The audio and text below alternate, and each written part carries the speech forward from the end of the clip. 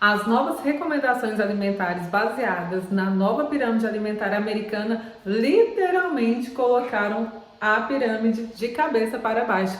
E o que isso muda na sua alimentação, especialmente na saúde do seu intestino? Fique comigo nesse vídeo.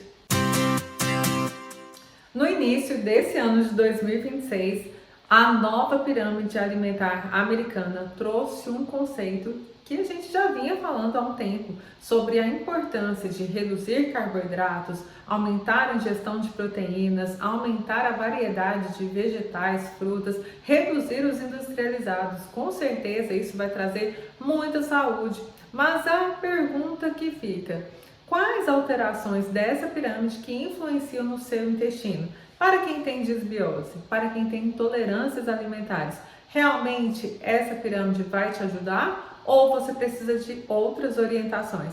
Eu vou falar sobre tudo isso nesse vídeo, então você vai ficar comigo até o final. Eu estou trazendo essas informações porque muitas pessoas estão levando literalmente ao pé da letra a nova pirâmide alimentar e estão sofrendo com os sintomas relacionados à disbiose, intolerâncias alimentares, distensões abdominais, e o meu papel aqui é esclarecer a nutrição prática para vocês.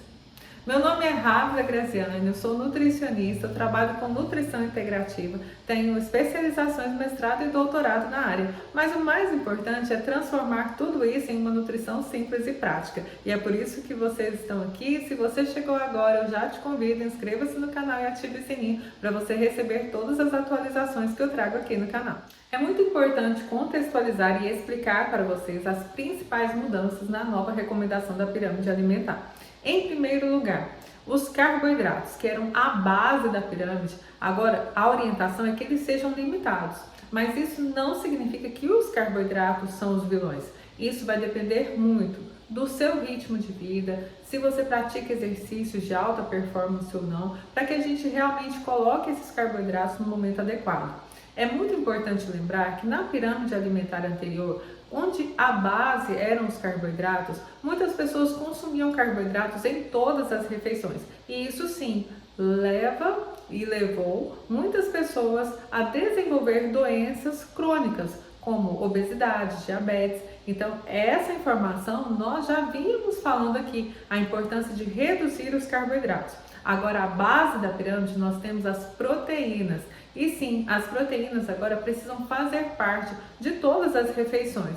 E eu vou explicar para vocês como colocar isso na prática. Mas será que todas as pessoas podem colocar todos os grupos de proteínas em todas as refeições? Por exemplo, leites e derivados. Não são todas as pessoas que podem consumir leite e derivados, especialmente pessoas que estão em tratamento para doenças relacionadas à inflamação intestinal, disbiose, que é o desequilíbrio da microbiota intestinal. Inclusive, se você quer saber mais sobre disbiose, eu tenho uma série completa aqui no canal, onde eu explico passo a passo de tudo que acontece no intestino quando a pessoa está com desequilíbrio na microbiota intestinal. E continuando na base da pirâmide alimentar, nós temos as gorduras saudáveis, o que reforça o que nós já víamos falando aqui e o que os estudos já mostravam para nós, a importância de termos uma alimentação baseada na alimentação da dieta mediterrânea, onde nós temos uma grande oferta de gorduras saudáveis, que são muito importantes para a prevenção de doenças cardiovasculares.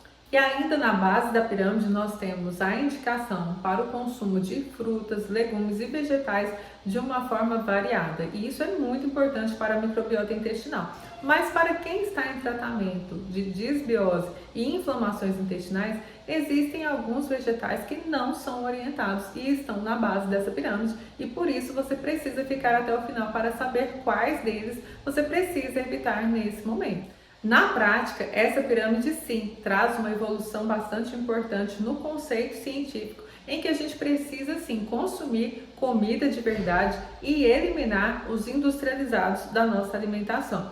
Mas isso não resume tudo o que a gente precisa em relação às doenças intestinais. É por isso que eu estou aqui para esclarecer alguns pontos importantes para vocês.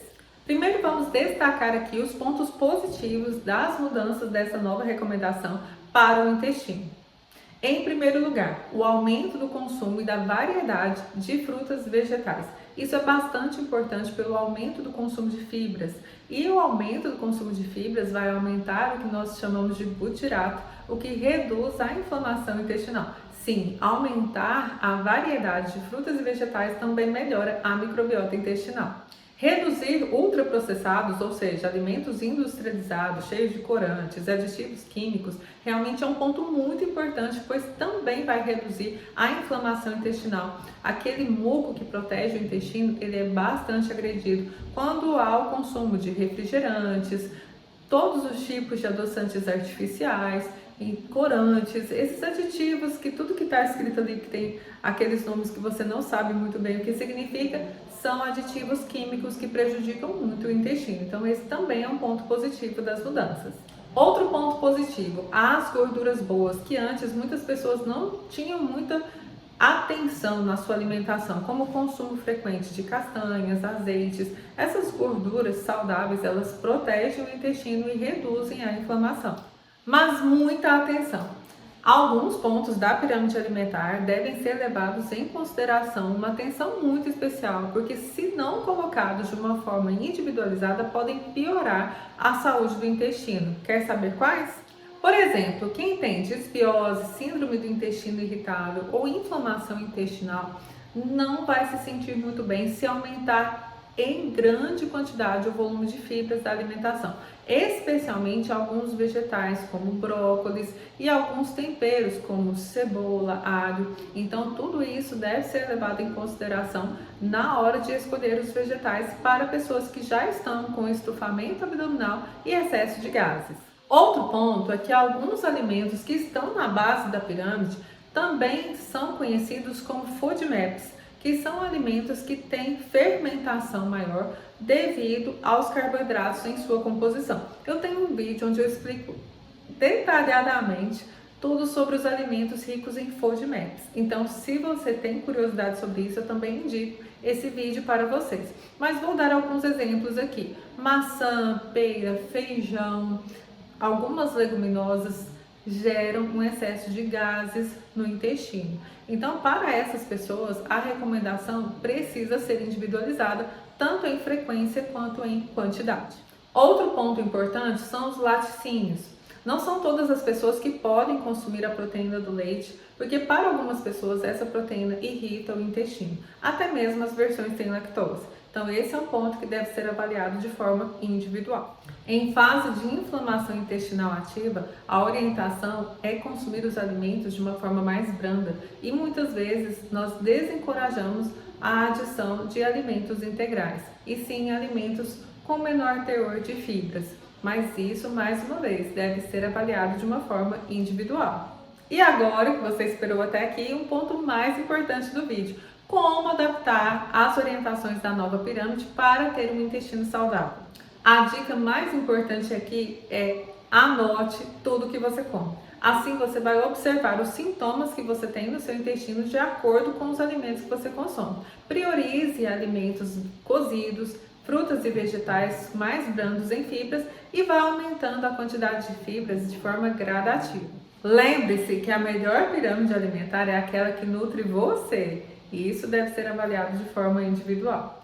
Então observem que foi um grande avanço todas essas mudanças na nova recomendação, mas o mais importante é você entender que alguns alimentos saudáveis podem gerar sintomas para quem tem desbiose, inflamação ou intolerâncias alimentares.